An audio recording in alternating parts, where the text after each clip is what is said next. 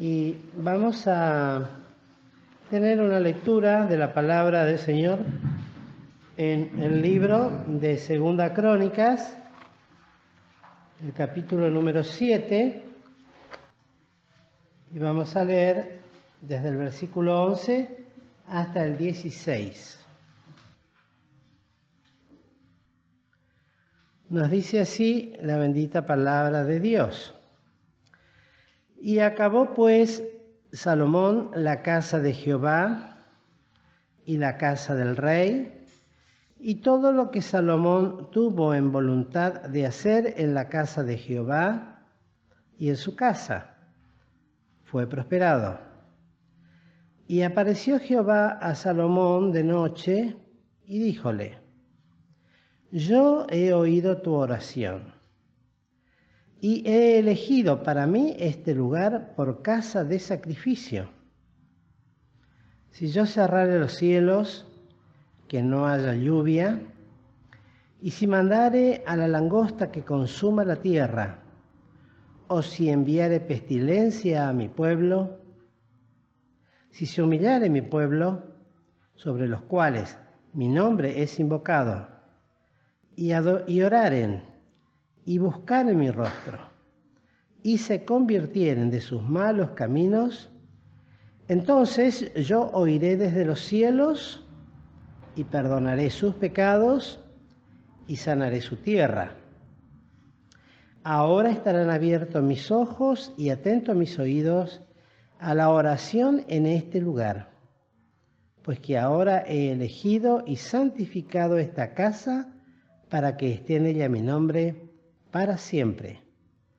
Y mis ojos y mi corazón estarán ahí para siempre. Que Dios bendiga su palabra. Bueno, hermanos, vamos a tener la lectura de 2 versículos más, pero ahora no pierdan acá en Crónicas, pero sí en 1 Corintios, el capítulo 3. 1 Corintios, capítulo 3,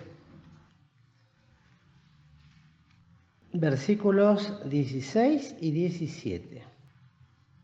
Dice así la palabra del Señor: ¿No sabéis que sois templo de Dios y que el Espíritu de Dios mora en vosotros? Si alguno violare el templo de Dios, Dios destruirá al tal, porque el templo de Dios, el cual sois vosotros, santo es. Estos 2 versículos, entonces, nos ubican claramente en una dispensación distinta en la cual fue escrita la palabra de Dios en los días de Salomón. Y es muy importante ver esta aclaración tan seria que hace el apóstol Pablo aquí con respecto al templo de Dios, que ya no es este edificio hermoso, por cierto, y del cual se estima que fue en la historia de la humanidad uno de los templos más costosos y maravillosos que se construyeron. Pero ahora, en esta presente dispensación de la gracia, hay otro templo, y qué notable, porque uno dice, bueno, la iglesia es el templo del Dios vivo, así dice: vosotros sois casa de Dios, templo de Dios sois.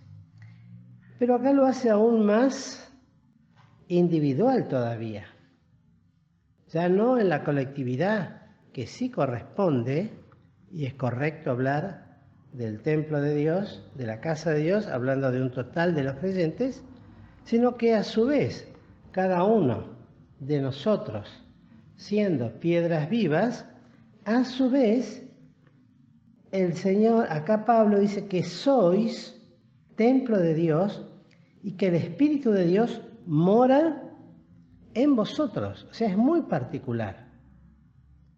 Es muy claro. Por eso es tan importante la preparación personal para participar de los símbolos que fueron dejados para que recordemos la obra de Cristo en favor nuestro.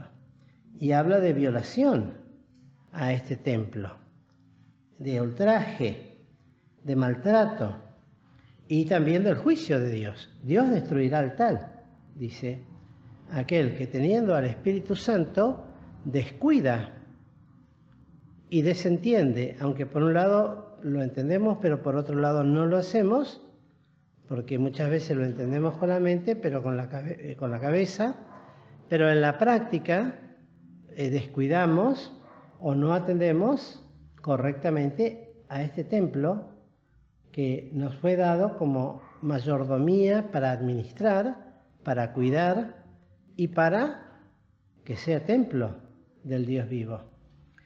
Y entonces dice, el cual sois vosotros, cada uno, santo es. Y ahora en figura, que fue escrito para nosotros, nos encontramos con que Dios, el Señor, se le aparece a Salomón en una noche y le expresa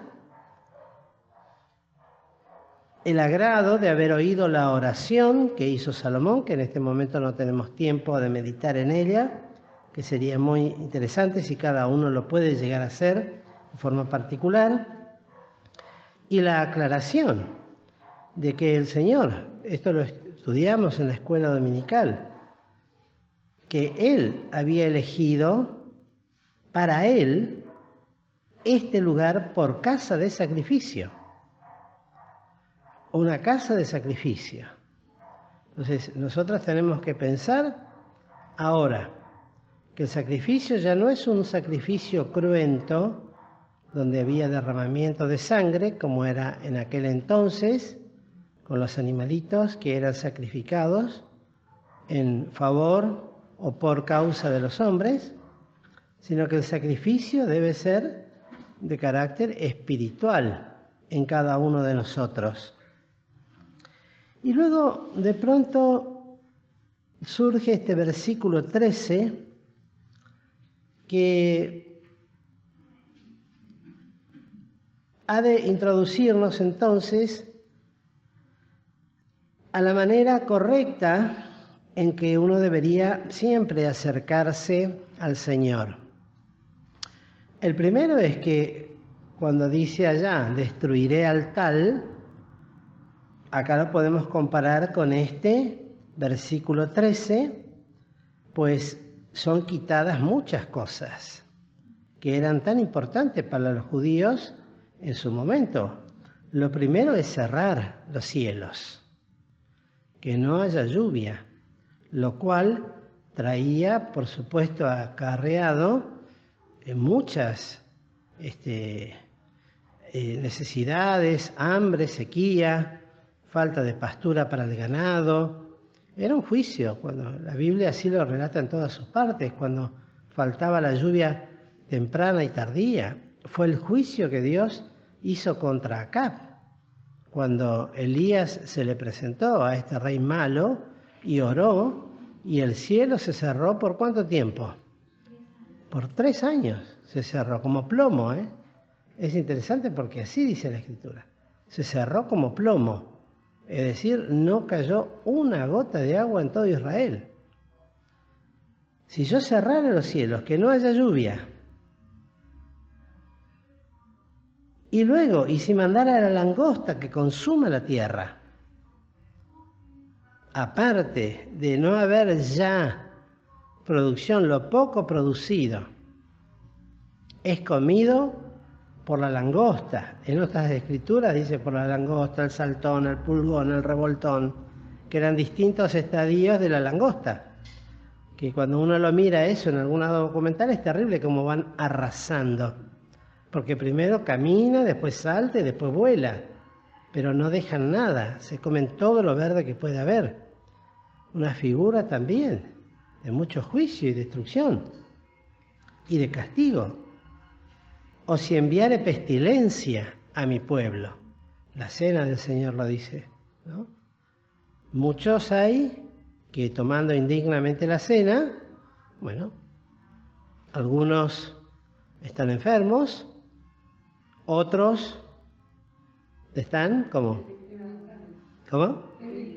Debilitados, y otros duermen. Toda una serie de condiciones lamentables de las que físicamente tendríamos que tener plenitud para andar como corresponde. Todo aquel que ha pasado por alguna de estas tipos de cosas, digo, de enfermedades, sabe lo postrante que es y lo inhabilitante que es.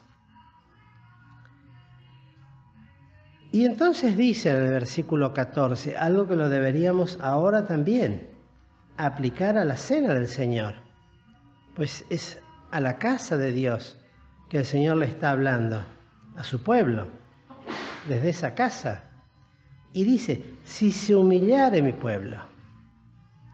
La primera condición que Dios siempre busca en el hombre es la humillación. No hay otra manera de acercarse a Dios, sino es a través de una actitud humilde. Podríamos citar muchos textos, los ejemplos que daba Cristo de ser humillados o humildes como un niño, humillarse delante del Señor, humillarse también bajo su poderosa mano, dice Pedro, y ser humildes como Cristo lo era. Aprended de mí, que soy manso y humilde. Frente a las calamidades que teníamos relatadas antes, la actitud a tomar en primera instancia no es buscar nuestras propias justificaciones, pues las mismas son verdaderos trapos de inmundicia para Dios. Verdaderos trapos de inmundicia. Cierra esa ventanita, porque entra ese sonido. ¿Llegás? Verdaderas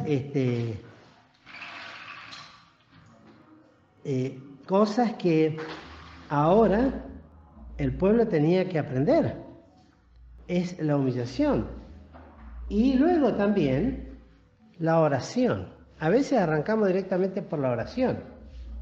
Cuando la adversidad sobre nosotros es grande, o si suceden estas cosas, que sobrevienen muchas veces y la mayoría de las veces por causa nuestra, y eso lo tenemos que tener bien en claro.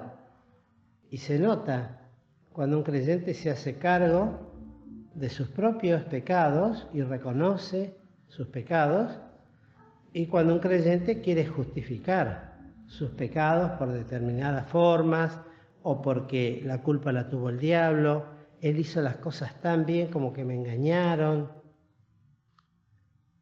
Hay que humillarse delante de Dios. El otro día hablaba con un hermano y le decía, mire, haga lo que decía David, frente a 3 opciones que tenía de elegir cómo ser castigado. Por sus enemigos, por los que no lo amaban, o por pestes, o caer en las manos de Jehová. Y el salmista, como sabía, y gracias a Dios, en eso siempre ha sido un ejemplo, se humillaba. Decía, prefiero caer en manos de Jehová, porque sé que Él tendrá misericordia, cosa que ninguna de las otras cosas lo iba a hacer. Y luego la oración, que debe surgir de un corazón humilde delante de Dios, reconociendo, no preguntándose al Señor, ¿por qué me está pasando esto? ¿Hasta cuándo, Señor, voy a tener que sufrir? A veces nos tomamos del Antiguo Testamento como, pero si leen los Salmos van a ver que siempre después, aunque el salmista le presentaba sus quejas, sino que es la mejor terapia, eso para que lo sepamos, la mejor terapia que podemos tener es presentarle nuestras quejas al Señor. Algunos se avergüenzan, pero no, ¿cómo le voy a decir al Señor tal cosa? Pero sí se lo vamos y se la decimos a los hombres. O a algún amigo, a alguna amiga. Cuando el Señor es el que quiere escuchar nuestras quejas. ¿Tengo quejas? Bueno, vaya y háblelo con el Señor. Quéjese con el Señor. Dígale todas sus cosas. Las más íntimas, las que le molestan, las que le duelen, las que lo tienen mal. Pero ore a Dios de una manera como enseñó Cristo. En Mateo, cuando habla en el Sermón del Monte. Después si lo quieren buscar y lo leen, en Mateo 6, del 5 al 13. Mas tú cuando oras, entra a tu cámara secreta y cerrada tu puerta, ora a tu Padre que ve en secreto. Y tu Padre que ve en secreto te recompensará en público. Tal vez las situaciones no cambien, pero la recompensa será el gozo de saber que tengo un Señor, un Dios, que más abajo dice que oye y ve. Y qué notable esto, ¿no? Porque si uno lleva todas sus quejas al Señor, aunque uno diría, no, pero ¿cómo vas a orar? No es la forma correcta, hay que adorar a Dios. Pero si Él conoce nuestros corazones, decía, yo tengo mis ojos puestos, yo he oído tu oración. Y abajo dice, ahora estarán abiertos mis ojos y atentos mis oídos a la oración en este lugar. Y ubiquémonos, decíamos, dentro nuestro. No estamos haciendo lo que decimos afuera. Es lo que pasa dentro de nuestro propio corazón. Pues nosotros, los renacidos, somos templo de Dios. Y puedo decir, Señor, la verdad estoy cansado de esto. No doy más. Estoy harto de tener que sufrir esto. ¿Y Dios se va a escandalizar de esto? Sí, es lo que está esperando. Es lo que está esperando. Pues Dios es capaz de llevar sobre sus hombros, en Jesucristo, la iglesia. Yo edificaré mi iglesia. Él es el mismo. Cuando dice que tenemos que llevar todas nuestras cuitas a Él, ¿qué son las cuitas? Nuestras cargas. Echa sobre Jehová tu carga y Él te sustentará. No dejará para siempre caído al justo. Entonces, hermanos queridos, tenemos que alcanzar esa confianza delante de Dios. No hablar con falta de respeto, irrespetuosamente. Hablar a Dios, pero descargar nuestro corazón. Por eso dice la Escritura, derrama tu alma delante de Dios por la vida de derrama. En humildad, orar. Habiendo pasado primero por la experiencia de humillarnos, de quebrarnos, de doblar nuestras rodillas, de doblar nuestra cerviz, de doblar nuestro orgullo personal, a veces mal entendido, de no querer decirle a Dios lo que me está pasando. Y cuando lo hacemos, entonces, buscar mi rostro, dice. Qué importante esto, ¿no? El buscarle. La palabra de Dios nos enseña en Isaías 55, buscad a Jehová mientras puede ser hallado. Buscad a Dios como aquel que busca la preciosa perla, comparándolo al reino de los cielos, con interés, con seguridad de que el que busca, conforme a las promesas de Cristo, halla. Y al que pide, le será dado. Y al que llama, le será abierto. Si vamos cumpliendo estas condiciones, porque así lo establece la palabra, no lo establezco yo, lo establece la palabra de Dios, es el Señor. que le apareció a Salomón y le dijo estas cosas personalmente. Ni siquiera usó uno de sus videntes o de sus profetas. Se le apareció Dios a Salomón. Directo. Pero también nos habla directamente a nosotros por la palabra. Buscar su rostro. Tu rostro buscaré, decía el salmista. Y buscar el rostro significa buscar una confrontación muy personal. Porque el rostro del Señor, aunque Dios no tiene rostro, porque es espíritu, pero el rostro es figura y nos habla de la persona misma de Dios. Ustedes, hoy enseñábamos un poquito de lo que son las analogías, ¿no? ¿Qué tal? Cuando nos acercamos a hablar con una persona y nos da vuelta el rostro. Qué feo que es, ¿no? Sin embargo, cuando nos acercamos a hablar con alguien y nos mira bien de frente y a los ojos y escucha lo que estamos diciendo, qué distinto que es. Palabra de hombre que es de Dios. Qué importante entonces sería en esa humillación, en esa actitud de humillación, en ese orden de oración, buscarlo en la cámara secreta, en lo íntimo, en lo personal, y allí descargar, buscando su rostro. Señor, escúchame, está atento a mi oración. Tú ves las cosas que me están pasando, tal vez yo no sé si es un himno o una frase, pero la oración cambia las cosas, ¿no? Pero no solamente las de afuera, las cambia acá. Porque si escucho mi oración, si escucho y aprendo a escuchar atentamente cómo oro, una vez y otra vez, una hermana me decía, yo una vez me grabé cómo oraba, a ver cuántas veces pedía. Una barbaridad de veces, ¿no? Era como pedía. Que es lo que hacemos todos.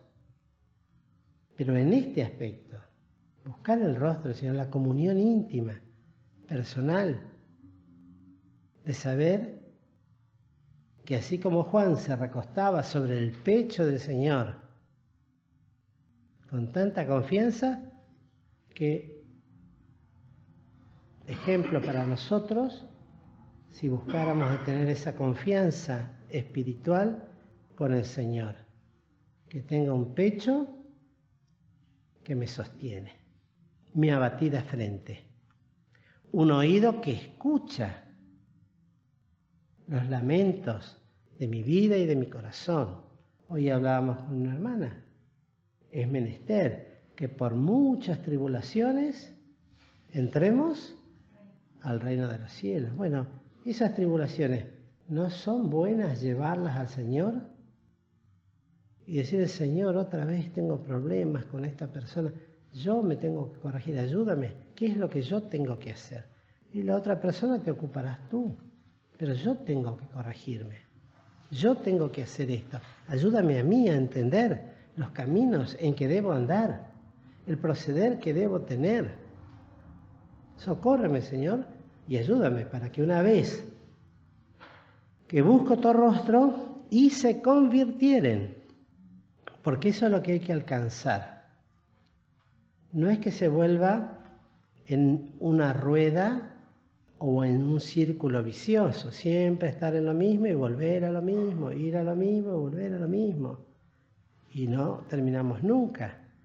En un momento hay que convertirse de ese mal camino, porque así dice, y se convirtieren de sus malos caminos. A veces pensamos que un mal camino es vivir en un pecado flagrante, los hay lamentablemente, pero a veces mal camino es no andar conforme a la sana doctrina, no cumplir con el Señor como el Señor quiere que cumplamos, habiendo sido hechos templos santos de Dios. Y ya cuando perdemos esa visión, entonces ya estamos andando por otros caminos. Hay un solo camino trazado para el creyente. Cristo lo trazó para nosotros, para cada uno en particular. Cuando ya dejamos de hacer lo que tenemos que hacer, lo más probable es que nuestros pasos no sean derechos delante de nosotros, y equivocamos y erramos. Pero si se convirtieren de eso, siguiendo este proceso que aquí está marcado, miren las promesas. Entonces, recién después de estas 4 cosas, humildad, oración, buscar y convertirse. Convertirse quiere decir volver en la dirección que iba, pero en sentido contrario. Cuando estas 4 cosas, que si procuramos hacerlas, van a ver cuánto nos cuesta. Entonces, yo, ¿qué dice? Oiré desde los cielos. Y el cielo está ahora, ¿en dónde? En tu corazón y en mi corazón. ¿Tan sordo tiene que estar Dios para que no escuche las cosas que yo digo desde mi corazón cuando Él ya está en mi corazón? Pero es sordo cuando hay malos caminos. No puede oír las peticiones de un hombre o de una mujer pecadora, que no obedece, que hace lo que le parece, que hace conforme a lo que su corazón, que es perverso y engañoso, le indica para hacer, que se mueve en base a sentimientos y no a una razón, a un espiritual entendimiento. Tales cosas, por más nobles que parezcan, con toda seguridad no van a ser agradables delante de Dios. En ningún lugar de las Escrituras nos enseña tal actitud. Eso surge del natural corazón humano, que puede ser muy dulce, muy agradable, pero a Dios le resulta, como todo lo que es de la carne, carne y carne podrida, decía nuestro querido hermano don Armando Di Pardo. Y perdonaré sus pecados, y perdonaré sus pecados. Sobre esto también habría mucho más para decir, no tenemos tiempo, pero está dentro de estas promesas. Oiré, perdonaré los pecados y por último, sanaré su tierra. Tal vez este versículo sirva para aclararnos, luego de empezar con humildad, de orar, de buscar y de convertirme, a entender por qué tantas cosas. Porque así dice, y sanaré su tierra. Y se nota cuando uno está sano, ¿no? O por lo menos aliviado de un mal que le está aquejando. Ahora estarán abiertos mis ojos y atentos mis oídos a la oración en este lugar. En este lugar. Promesa de Dios, que la va a cumplir. Pues que ahora he elegido y santificado esta casa. Qué notable. Cada uno de nosotros fue elegido para que Él habitase en nosotros y hemos sido santificados por la presencia de su bendito y santo Espíritu, que es el vicario de Cristo sobre la tierra, para que esté en ella mi nombre para siempre. El que es cristiano, el renacido de Dios, lo ha de ser eternamente, pues el nombre de Cristo está escrito sobre su corazón, para siempre, no para lo que podamos vivir en esta vida, porque si en esta vida solamente esperamos en Cristo, los más inútiles o los más miserables de los hombres somos. Y mi corazón, miren qué linda, estará ahí para siempre. Corazón con corazón. El corazón del renacido con el corazón del Cristo crucificado. Estará ahí. ¿Cuántas bendiciones tenemos, hermanos? Que indudablemente tal vez no las sabemos aprovechar. Pues nos cuesta mucho el versículo 14. No es que sea imposible, hay que proponérselo. Hay que procurar, no tratar. Lo vuelvo a repetir, algunos ya conocen la definición, pero para otros tal vez no. Porque tratar es una manera de excusarse y decir, bueno, yo traté pero no pude. Pero la palabra tratar no está en la Biblia. No está en la Biblia. Sí procura. Procura con diligencia. Presentarte a Dios. Procura. Y seremos grandemente bendecidos. Es para reflexionar todo esto frente a estos símbolos que nos llaman a estas 4 cosas que debemos hacer y frente a todas estas promesas. Pues el Señor está aquí, en medio nuestro y entre nosotros. Cuando decimos, Señor, acompáñanos en esta reunión, estamos haciendo una redundancia, porque ya el Señor está. Si es que hacemos lo que tenemos que hacer.